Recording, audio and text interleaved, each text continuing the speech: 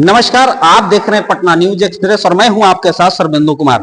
अभी मौजूदगी है हमारे डॉक्टर अशोक गगन कॉलेज में है और मैं आपको बता दूं कि डॉक्टर अशोक गगन ने आज जोश कार्यक्रम के तहत युवा उद्यमी प्रशिक्षण एवं सम्मान समारोह आयोजन किया, जिसमें युवाओं को जो है रोजगार को लेकर के प्रशिक्षण दिया जा रहा था। मैं आपको बता दूं कि बिहार में जिस तरह से पलायन बढ़ते जा रहा है, उसको लेकर के जो है डॉक्टर अशोक गगन ने युवाओं को प्रशिक्षण कार्यक्रम जो है आज किए हैं और उनसे जुड़ते हैं। इन्हीं विषयों पर बात करेंगे, क्या कुछ कहना चाहेंगे, आखिर क्या उनका सोच है, क्या उनका संकल्प है, युवाओं को आखिर जो है किस संकल्प के तहत जो है हर तबके के हर लोग को जो है जोड़ना चाहते हैं और रोजगार देना चाहते हैं। तो उनसे सीधा सीधा जुड़ते हैं, बात करते हैं। यहाँ में जिस तरह से पलायन हो रहा है, पलायन को रोकने की जिम्मेदारी उठा रहे हैं युवाओं की, क्या कहेंगे? सभी समाचार पत्रों के प्रतिनिधि और अलग अलग आप लोग इलेक्ट्रॉनिक मीडिया प्रतिष्ठित समूह से आए हुए आप सब प्रतिनिधियों को इस जोश कार्यक्रम में डॉक्टर अशोक गगन कॉलेज परिसर हमारा बीटा पटना में आप सबका स्वागत, अभिनंदन। आप लोग आए और इस जोश कार्यक्रम को जन जन तक पहुंचाने के लिए आपने बीड़ा उठाया, इसके लिए आप साधुवाद के पात्र हैं। आपको बताएं कि हम विक्रम विधानसभा के 4500 पंचायतों में अलग अलग कार्यक्रम में घूम रहे थे, तो जो युवा साथियों से जो संवाद कर रहे थे, बात कर रहे थे, उसमें उन्होंने अपनी अपनी पीड़ा बताया।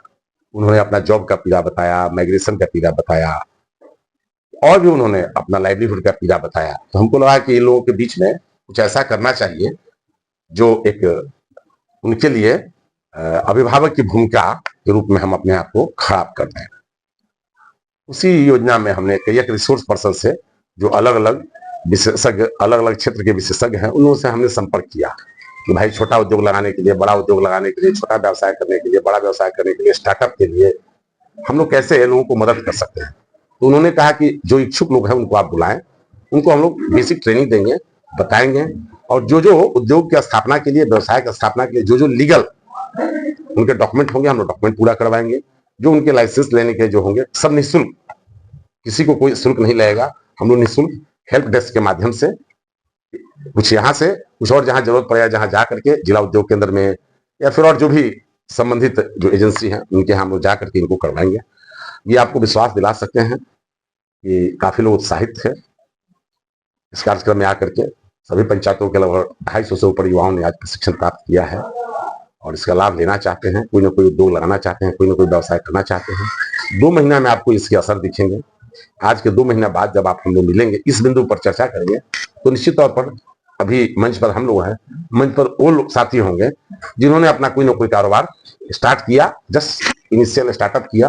हमारे ग्रामीण क्षेत्रों में बड़े बड़े कंपनी जो है आ रहे हैं, लेकिन बिहार का अपना कंपनी नहीं आ रहा है, ग्रामीण क्षेत्रों का कंपनी नहीं।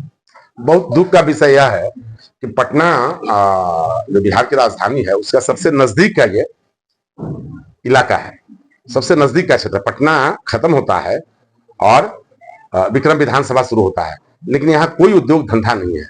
कभी भी इसको उद्योग धंधा बढ़ाने का प्रयास नहीं किया गया। और आप जो कह रहे हैं कि बाहर के लोग, तो बाहर के लोग विक्रम विधानसभा में कहीं नहीं आ रहे हैं। वो बगल का जो विधानसभा मनेर विधानसभा है, वहां बियाडा के माध्यम से, बियाडा की जमीन पर देश विदेश की कंपनियां आकर के काम कर रही है। सरकार चाहती, राज्य सरकार की अगर नियत होती तो, या डबल इंजन सरकार की नियत होती, तो निश्चित तौर पर विक्रम में विकास के लिए वो इंडस्ट्रियल डेवलपमेंट अथॉरिटी के माध्यम से लैंड ऑक्युपाई करके और उद्योग धंधा को बढ़ावा देते, यहाँ के क्षेत्र के नौजुवकों को रोजगार मिलता और खुद अपना व्यवसाय खड़ा कर पाते। लेकिन दुख के साथ कहना पड़ रहा है, ये सरकार, ये निकम्मी सरकार युवाओं के बारे में सोच ही नहीं।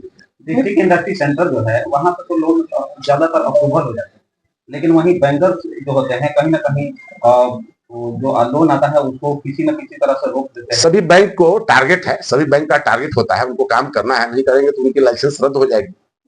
विक्रम विधानसभा से आपने कहा है नीतीश कुमार जी का एक यात्रा चल रहा है, विक्रम को क्या खोखला नारा के अलावा विक्रम को कुछ नहीं मिला। विगत 25 सालों से, जब से मैं समझ पा रहा हूं, सामाजिक राजनीतिक जो मेरा दृष्टिकोण है इस क्षेत्र के लिए, 25 सालों में हमने देखा कि केवल और केवल विक्रम के साथ अन्याय हुआ है।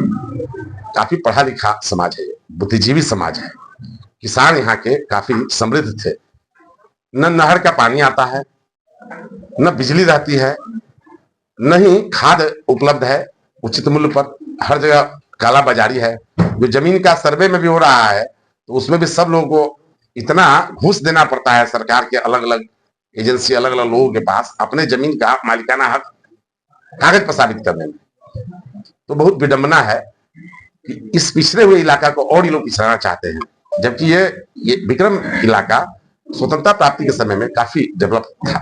1965-66 के आसपास में ये क्षेत्र काफी खुशहाल क्षेत्र माना जाता था। लेकिन आज की स्थिति में न कोई उच्च शिक्षण संस्थान यहाँ खुल रहे हैं, न ही यहाँ के अस्पताल विधिवत चल रहे हैं।